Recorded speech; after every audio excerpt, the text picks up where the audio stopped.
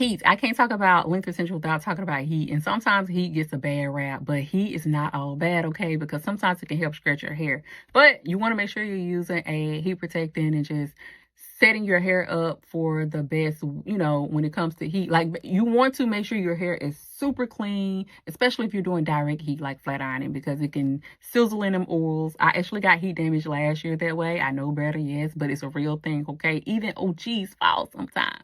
And so when you're using heat, you just want to have to set up the proper foundation. And if you're doing flat iron, make sure the heat is moderate. Make sure it's not all the way up. Make sure you don't have any old product in your hair, because if you do, then you're going to hear the sizzle, and that smoke is not always good because it's probably sometimes burning the product into your hair, which is sizzling your strands, which can lead to heat damage. Heat damage.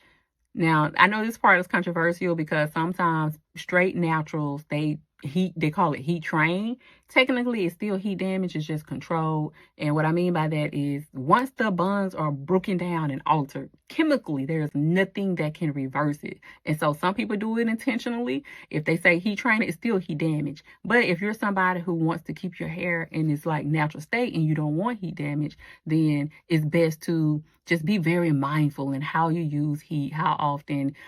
It can be very good to stretch your hair. Like stretching your hair like this can help to retain length because your strands aren't knotting on itself and things like that. But just be mindful when you're using heat.